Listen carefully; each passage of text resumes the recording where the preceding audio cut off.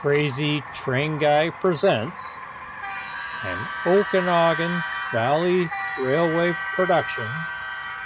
Another episode of How Did He Do That? In this edition of How Did I Do That, I'm going to show some layout design elements. Now, layout design elements were actually penned by, I believe, Tony Custer of Model Railroader magazine. What they are basically is you take something that's prototypical or real life and you see if you can duplicate it on your model train layout. So I've got three I'm going to show you today in this video. And the first one here is the crossing over the Penticton River and the Channel Parkway. So what I'm going to do is I will show the model portion and I will show the actual photos. So I'll just pan across here. So there's the river channel and the Channel Parkway.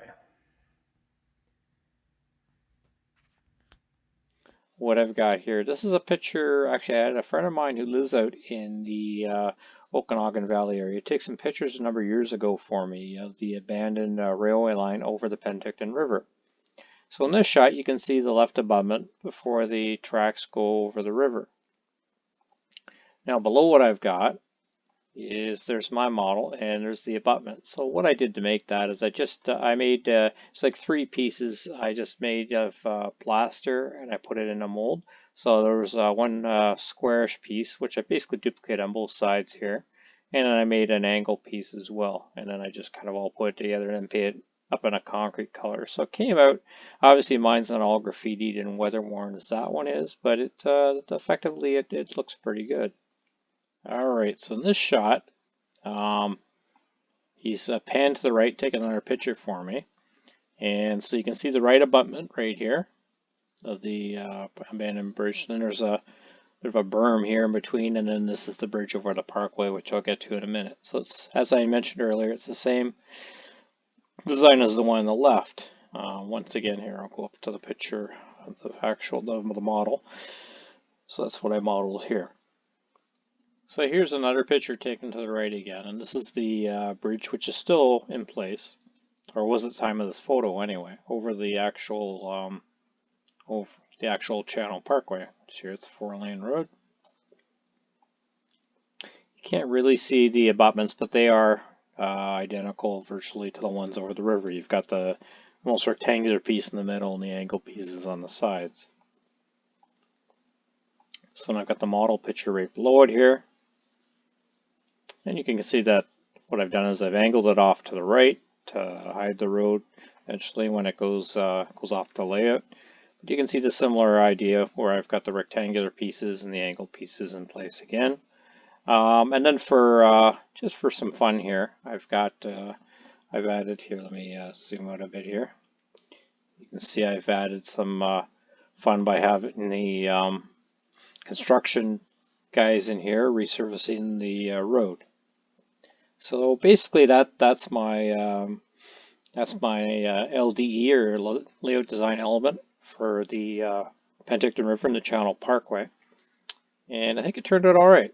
So let's go on to the next one. The second layout design element I'm going to show you are tunnel portals I made basically around the Glen Fir area. They're based on actual pictures of tunnel portals I took when we were out in the area. I believe they were actually in Myra Canyon, but I figured close enough. So here's what I call Tunnel 1, and here's Tunnel 2.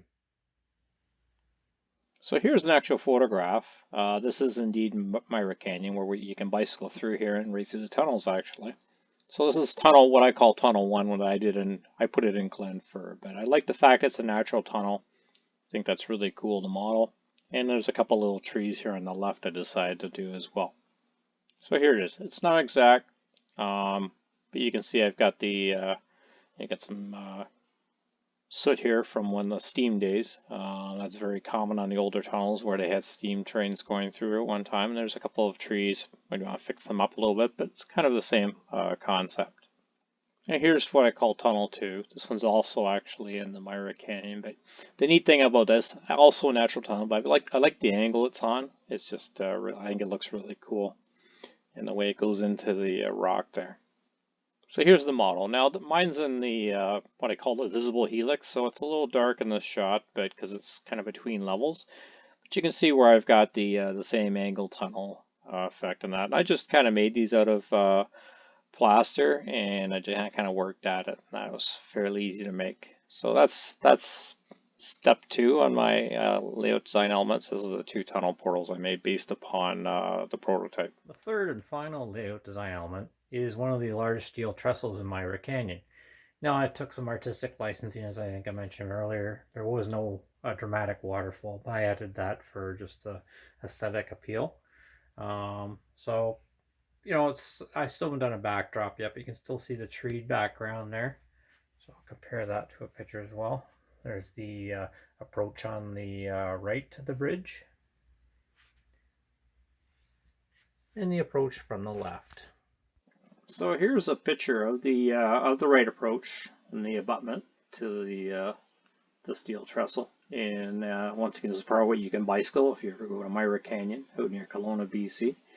Now, obviously, the wooden railing was added for safety for the bicyclists. That was not there when the railway was running. So let's take a look at the model. So here's the model approach. It's I've done it fairly similar here, and I just basically plastered it over and smoothed it out, painted concrete.